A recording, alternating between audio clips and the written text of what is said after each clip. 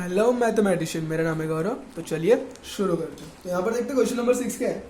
The income of a broker remains constant और unchange तो the rate of commission is increase from 4% to 5%। तो यहाँ पर हमें क्या बता रहा है, जो इनकम है एक ब्रोकर का वो चेंज नहीं हो रहा है।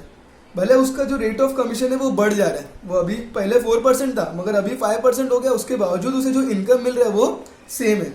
Find the percentage in reduction in the value of business. हमें फाइंड आउट करना है कि उसको कितना परसेंटेज का रिडक्शन हुआ उसके बिजनेस में। तो सबसे पहले हमें वैल्यू ऑफ बिजनेस पता होना चाहिए, पहले कितना था और अभी कितना है। तो हम लोग सबसे पहले उसे एज्यूम कर लेते हैं।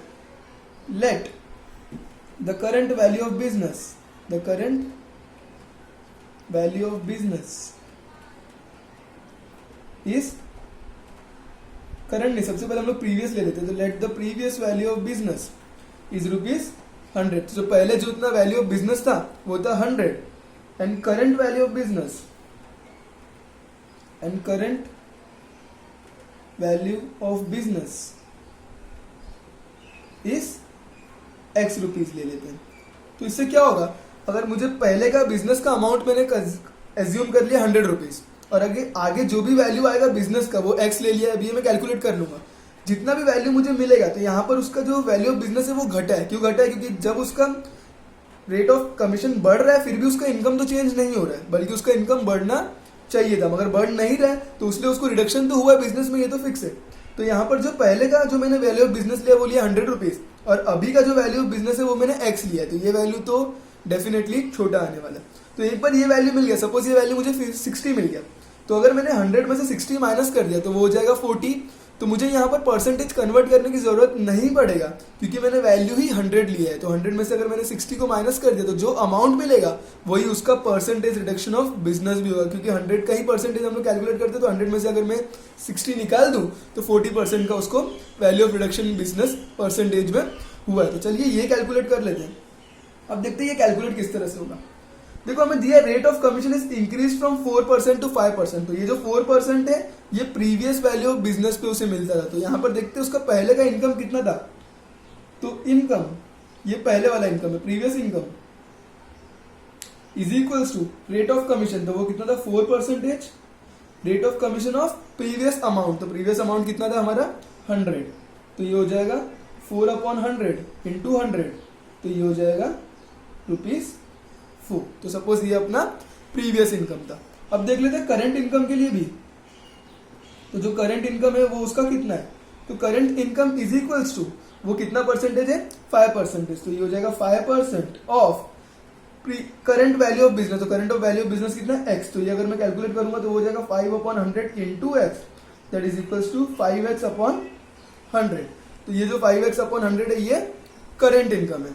अब देखिए हमें क्वेश्चन में ही बताया गया है the income of a broker remains constant और अनचेंज। जो इनकम था वो चेंज नहीं होता था। तो यहां पर मैं लिख लेता हूं income of broker remains unchange, वो चेंज नहीं होता था। उसलिए मैं ये दोनों इनकम को सेम इक्वल्स टू कर सकता हूं क्योंकि वो चेंज नहीं होता। तो मैं लिख सकता हूं 4 इज इक्वल्स टू 5X/100। तो अगर मैंने इसे सॉल्व किया तो ये 100 यहां पर जाके ये हो जाएगा 400 is equals to 5X।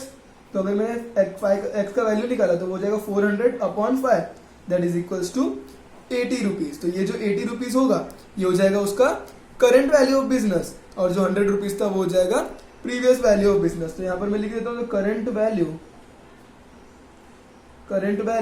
Of business is ₹80। तो अब देखते हैं हम लोग इसका परसेंटेज कैलकुलेट कर लेते हैं। तो जो percentage reduction in the value of business, percentage reduction in value of business, तो ये डायरेक्टली हम लोग अगर माइनस करेंगे तो भी परसेंटेज ऑटोमेटिकली कैलकुलेट हो जाएगा क्योंकि हम लोग ने अमाउंट ही 100 लिया है। तो percentage reduction in the value of business is equals to ये जो था previous value of business, previous value of business minus current value of business. तो वो हो जाएगा 100 minus 80, that is equals to 20%। तो लास्ट स्टेटमेंट लिख लेंगे therefore the percentage reduction in the value of business is the percentage reduction in value of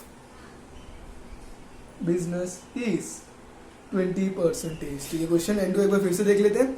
the income of a broker remains constant और unchange, the rate of commission is increase from 4% to 5%। हमें क्या बोला, जो income है broker का वो change नहीं होता है, पहले उसका जो रेट ऑफ कमीशन है वो पहले कम था और अभी बढ़ चुका है।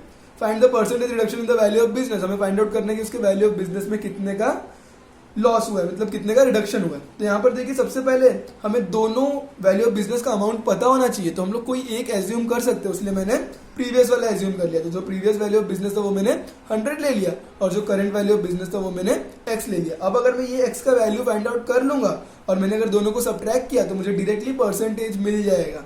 परसेंटेज डायरेक्टली क्यों मिल रहा है, क्योंकि यहाँ पर मैंने एज्यूम 100 किया, इसलिए अगर मैंने कोई दूसरा वैल्यू एज्यूम किया होता तो मुझे माइनस करने के बाद उसका परसेंटेज भी कैलकुलेट करना पड़ता। अब यहाँ पर देखिए मैंने उसका प्रीवियस इनकम कैलकुलेट कर लिया। प्रीवियस इनकम मतलब rate of commission on previous value of business, तो 4% और प्रीवियस वैल्यू ऑफ बिजनेस कितना था 100, तो मुझे मिल गया 4 रुपीज। उसी तरह मैंने करंट इनकम कैलकुलेट कर लिया, दोनों वैल्यूज मिल गए। अब मुझे पता है कि जो उसका इनकम है वो चेंज नहीं हो रहा है, मतलब प्रीवियस और करंट इनकम सेम होगा, तो ये हो जाएगा 4 = 5x अपॉन 100। तो मैंने ये कैलकुलेट कर लिया, तो वो हो गया 80 रुपीज। तो अब क्या हो गया, जो हमें फाइंड आउट करना था percentage reduction in the value of business, अब मेरे पास प्रीवियस वैल्यू ऑफ बिजनेस भी आ गया, मेरे पास करंट वैल्यू ऑफ बिजनेस भी आ गया। मैंने दोनों को माइनस किया तो मुझे आंसर मिल गया 20, that is equals to 20%। Thank you.